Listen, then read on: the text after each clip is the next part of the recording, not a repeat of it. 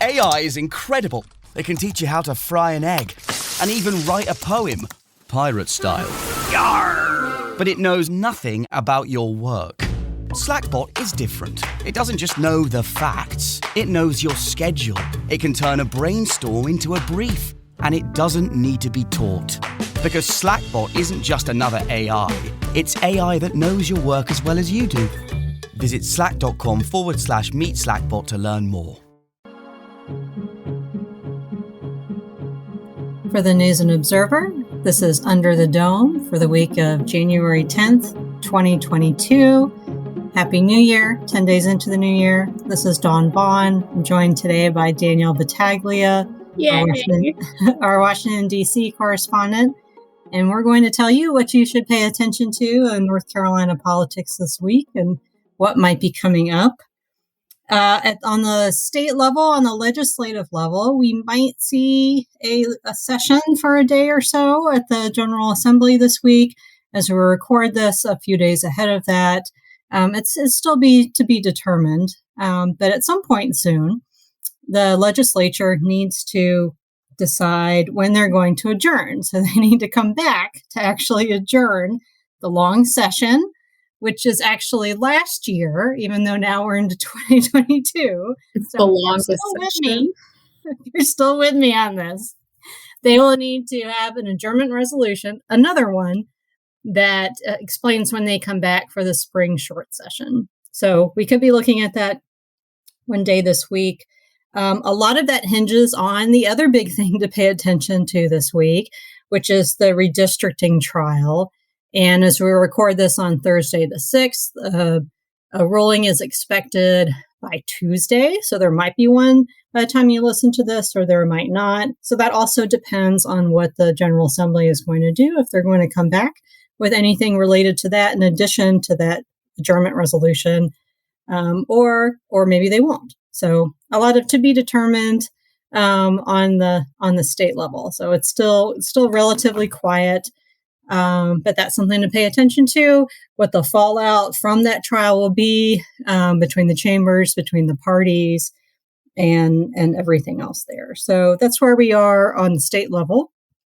As I mentioned, we're recording this on Thursday, January 6th, which of course is the 1-year anniversary of the riot and insurrection at the U.S. Capitol. And Danielle is our U.S. Capitol reporter. And things are a little bit busier up there this time of year than they are here in Raleigh. So, Danielle, what are the big things to look out for this week? Well, I'm learning quickly that even though we're busier, it doesn't mean a lot happens either.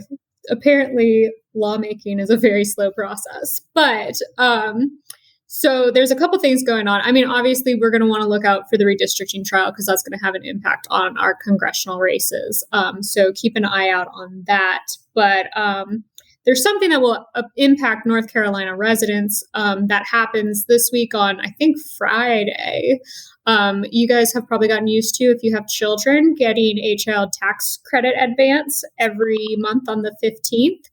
And you won't see that in your paycheck this time. That was, it was part of lawmaking last year. It started in July and ended December 15th. Lawmakers wanted to make it part of the Build Back Better, or I guess Democrats wanted to make it part of the Build Back Better program to get it to continue into 2022. But they weren't able to get that passed before Christmas. And one of my colleagues joked the other day, probably won't get it passed before Easter. It's also a very slow moving progress on that bill. So without that going forward and the expiration of that advance, there won't be money in your paycheck for having children. Well, bank account, I guess. Your paycheck from the government. Paycheck, the bank account. Okay, as a parent, I will note that that money will not be coming from my taxes. And you can tell that Dawn and I get paid this week since I'm thinking paycheck.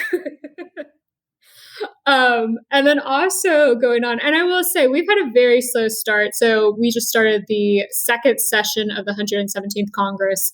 It's been a very slow start up here in DC. We had a snowstorm hit either Monday or Tuesday. It's all becoming a blur. With another one supposed to come tonight. And so, you had You had Tim Kaine. He was stuck in traffic for like 27 and a half hours trying to get to the Capitol building. You had lawmakers who couldn't fly in. Their flights were delayed. So not a lot happened this week, which is fine because only the Senate was in. The House isn't coming back until next week anyways. And what I'm hearing is that Senate Majority Leader Chuck Schumer is going to have a pretty big week ahead of him. He really wants to get the Freedom to Vote Act passed through the Senate. But we believe that Republicans are going to do a filibuster and stop that vote from going forward. And if that happens, he's going to step in and try to get filibuster laws to not filibuster law, the rules on filibusters completely changed through another bill. And so those are the things I think you can expect to see this week in the immediate future. I don't expect anything to get done, though. That's what I've learned up here. You mentioned Tim Kaine and his saga of being stuck on 95, and those of us that have made that drive between Richmond and DC. It's awful. I mean, good Lord. I also feel like if everyone remembers when he was running for higher office and people joked about him making dad jokes, I just wanted to insert my own version of the dad joke that Tim Kaine was not mad about the snowstorm on 95. He was just disappointed. Somebody gave him an orange, which was very sweet. I saw that in the picture. Why didn't he eat it? I don't know. I also want to know where everyone went to the bathroom. But those are more practical questions. I won't write an explainer story about that. Maybe someone else did. I think Dawn and I have been stuck because we were both from the DC area on that stretch of the highway many times, but never that long. And I think I would cry. Yeah, 95 is just it's a nightmare on any day. And yeah. It quickly turns your commute from like an hour to DC to like 4 hours to DC.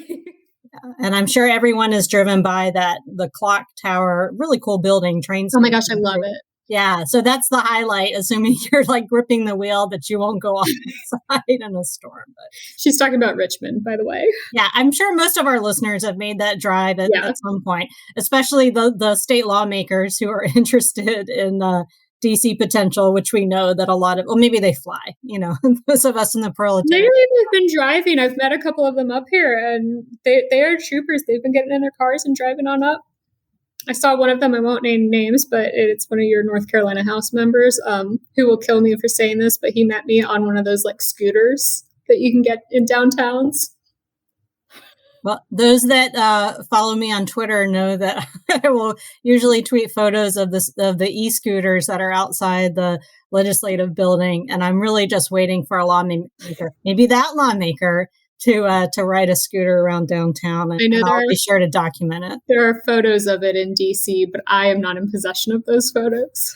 Well, we'll see the next time. If there's a session this week, I will see if any lawmakers are riding scooters in Raleigh. And no sign of snow here so far, except for the few, questionable, picturesque for about an hour flakes that we had in Raleigh anyway. I know other parts of North Carolina had real snow and maybe went sledding. So again, we're not even at the bleak midwinter. It's still early winter. Things are relatively slow in government, even when they meet, as you noted, Danielle. And in Raleigh, we'll probably see some sort of action this week in some manner. Whether or not there'd be anything with the election, more people getting into the races, that's always something to look for, especially once we find out, are these maps going to stay? Or are these maps going to be thrown out? What's going to happen with that? And if you have rumors of who's coming, call us. Let us know. I've heard tale, but not confirmation of some new people. So tips and exclusives always welcome. So again, note the child tax credit that's changing on the federal level, on the state level. Probably a legislative session could be quiet again. At some point, they do need to come back just to say when they're coming back. And we're probably looking at May this year. Remember, May is also where the primary date was moved to. And there's still plenty to do at the legislative level, even though we have, of course, the big actual budget passing and everything else. They still need to actually start using that money. Governor Cooper has gone back to having, there's sort of, a little bit of a pause or not as much frequency on the weekly COVID briefings. He's back to that now that Dr. Mandy Cohen, the former DHHS secretary, has left. Cody Kinsley had his first time talking to reporters in his new role this past week. Of course, he was at a few of the pressers last year. So that'll be something to pay attention to. Also, just the state's general COVID response. So that's about all we've got going on this week. For the News and Observer, I'm Dawn Vaughan with Danielle Battaglia. We'll talk to you next time. For more from our politics team, subscribe to the News and Observer at newsobserver.com/subscribe. Follow us on Twitter at Under the Dome and NC Insider, and sign up for our weekly political newsletter at newsobserver.com/newsletters. Thanks for listening.